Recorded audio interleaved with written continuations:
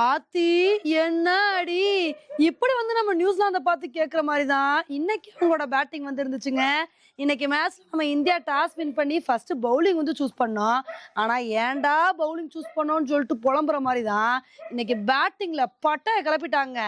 ஸ்டார்டிங்லலாம் நம்ம இந்தியா நல்ல ஒரு பவுலிங் பர்ஃபார்மன்ஸை தான் வந்து கொடுத்தாங்க. அஸ்தீப் சிங் வந்து ஃபர்ஸ்ட் ஓவர்லே ஹென்ரி நிக்கோல்ஸை வந்து போல்ட் ஆக்கிட்டாரு. அதுக்கப்புறம் ஹர்ஷித் ராணா, நீங்க மட்டும் தான் ஃபர்ஸ்ட் ஓவர்ல விக்கெட் எடுப்பீங்களா?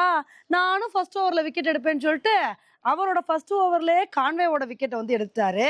சரி, ஸ்டார்டிங்ல 2 விக்கெட் எடுத்தாச்சு, இனி அடுத்தடுத்த விக்கெட் வேகமா விழுந்துரும்னு நினைக்கும் போது அப்பதான் டேரி மிச்சலும் வில்லியங்கும் ஒரு குட்டி பார்ட்னர்ஷிப் வந்து போட்டாங்க. இவங்களோட பார்ட்னர்ஷிப் கொஞ்ச நேரம் வந்து கண்டினியூ ஆச்சு. அப்படியே உங்களோட பார்ட்னர்ஷிப் கண்டினியூ ஆகும்னு நினைக்கும் போது அப்பதான் ஹர்ஷித் ராணா வந்து, நான் வந்து கண்டினியூ பண்ண விடுவேனா, நான் வில்லியங்கோட விக்கெட் எடுப்பேன்னு சொல்லிட்டு வில்லியங்கோட விக்கெட் வந்து எடுத்தாரு. இதுல ஜடேஜா தான் ஒரு சூப்பரான கேட்சை பிடிச்சாரு அப்படின்னு வந்து சொல்லணுங்க. சரி, 3 விக்கெட் போயிடுச்சு, இதே மாதிரி அடுத்தடுத்து விக்கெட் எடுத்து நம்ம இந்தியா ரன்னை கண்ட்ரோல் பண்ணிடுவாங்க அப்படின்னு தாங்க வந்து எதிர்பார்த்தோம்.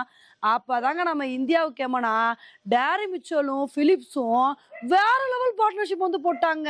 நாங்க 2 பேருமே செஞ்சுரி அடிக்காம இந்த இடத்த விட்டு காலி பண்ணவே மாட்டோம், நாங்க எப்படி விளையாடுறோம்னு மட்டும் பாருங்கன்னு சொல்லி 2 பேருமே அதிரடினா அதிரடின்னு சொல்லிட்டு பட்டைய கிளப்பிட்டாங்க.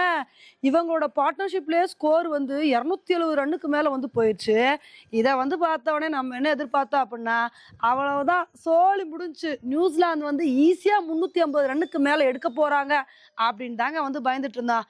அப்போ தாங்க ஹர்தீப் சிங் வந்து எப்படியோ பிலிப்ஸோட விக்கெட்டை வந்து எடுத்தாரு. அதுக்கப்புறம் அடுத்த ஓவர்ல சிராஜ் வந்து, நான் டேரி மிச்சலை தூக்குறேன் அப்படின்னு சொல்லி டேரி மிச்சலோட விக்கெட்டை வந்து எடுத்தாருங்க. அதுக்கப்புறம் இவங்க 2 பேர் அவுட் ஆனவுடனே கொஞ்சம் வந்து ஸ்கோர் கண்ட்ரோல் ஆயிடுச்சுங்க. குல்தீப் யாதவ் வந்து மிச்சல் கேவோட விக்கெட்டை வந்து எடுத்தாரு. அதுக்கப்புறம் ஹர்தீப் சிங் வந்து ஃபோக்ஸோட விக்கெட் எடுத்தாரு. திரும்ப ஹர்ஷித் ராணா ஒரு விக்கெட்டை வந்து எடுத்தாரு. ஆனா என்னதான் ஒரு பக்கம் விக்கெட் போனாலும் மைக்கேல் பிராஸ்வெல் மட்டும் நின்று, நான் முடிஞ்ச அளவுக்கு கடைசி வரைக்கும் போராடுவேன், அதிரடி காட்டுவேன்னு சொல்லிட்டு அவர் மட்டும் கடைசி வரைக்கும் நின்று விளையாண்டாரு. இதனால நியூசிலாந்து 50 ஓவர் முடிவுல 337 ரன் வந்து எடுத்திருக்காங்க. உண்மையிலே இது இந்தியாவுக்கு எதிராக ஒரு பெரிய சேலஞ்சிங்கான ஸ்கோர் அப்படின்னு தாங்க வந்து சொல்லணும். இருந்தாலும் இந்த ஒரு ஸ்கோரை சேஸ் பண்ண முடியவே முடியாது அப்படின்லாம் வந்து சொல்ல முடியாது. நம்ம ஸ்டார்டிங்ல இருந்து நல்ல ஒரு பேட்டிங் பர்ஃபார்மன்ஸை கொடுத்து அது ரெடியாக விளாண்டோம் அப்படின்னா கண்டிப்பா இந்த மேட்சை வந்து வின் பண்ண முடியும். ஏன்னா இந்த பிச்சு வந்து பேட்டிங்க்கு சாதகமாக வந்திருக்கு. அதுக்கு தகுந்தாப்புல நம்ம அதிரடியான பேட்டிங் பர்ஃபார்மன்ஸை கொடுத்தோம் அப்படின்னா கண்டிப்பா இந்த மேட்சை வின் பண்ணி இந்த சீரீஸை வின் பண்ணலாம். அதை விட்டுட்டு ஸ்டார்டிங்லேயே விக்கெட்டை விட்டு கொடுத்துட்டு தடுமாறிட்டு இருந்தோம்னு வச்சுக்கோங்களேன், ரொம்ப கஷ்டமா வந்து போயிடும். இந்தியா வந்து பவுலிங்ல ஓரளவுக்கு டீசென்டான பெர்ஃபார்மன்ஸை கொடுத்துருக்காங்க. பேட்டிங்ல என்ன பண்றாங்க அப்படின்றத பொறுத்து வந்து பார்க்கலாம். ஓகே ஃப்ரெண்ட்ஸ், நியூசிலாந்தோட பேட்டிங் பெர்ஃபார்மன்ஸை பத்தி நீங்க என்ன நினைக்கிறீங்க அப்படின்றத என்னோட கமெண்ட் செக்ஷன்ல வந்து போடுங்க. இதே மாதிரி இன்னொரு வீடியோல உங்களை வந்து மீட் பண்றேன். Bye friends.